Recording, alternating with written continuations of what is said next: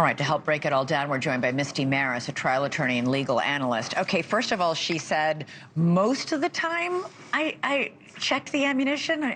Is it her job to check it all of the time? Yeah, that's going to be a big hurdle. Some of the admissions that are coming out in these investigative interviews are going to be problematic for her. First of all, saying that she checks the rounds most of the time means she doesn't check it all of the time. So that's going to be compared to the standards and protocols that are in place and what's normal for safety on set. And we've had armorers from movie sets on the show. We had one on the show just 2 nights ago who said he checked every single round. He ran a tight ship, and that armorers are supposed to run a tight ship. Right, so that deviation, that's going to all lead to what we know is this reckless standard. So that's going to be a big component, something that the prosecutors are really going to focus on. We also heard her say she loaded it.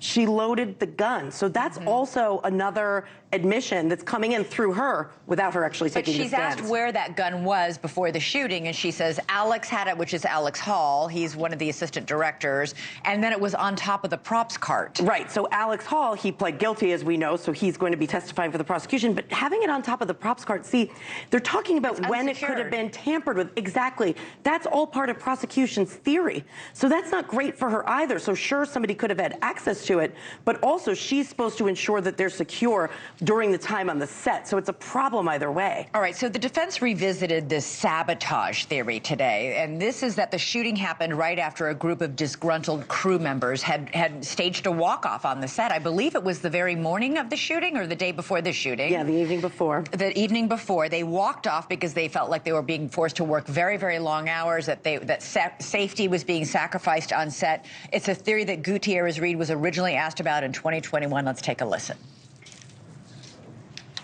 Someone possibly could have done something at lunch. The box could have already had some live one in it in the morning, and you probably wouldn't have noticed unless you picked it up. I'm not exactly sure when that could have got in there, and honestly, it could have been in there from the beginning of it.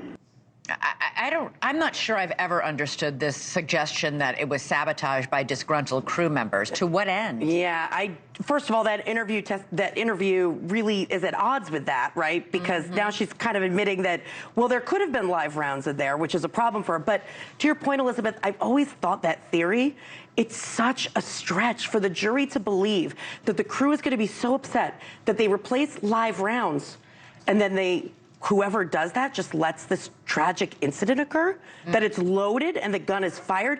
It just seems too far out there. Now, a defense theory that could be more believable and ultimately lead to reasonable doubt is that somehow with the distributor, something was intermingled, something was intermixed.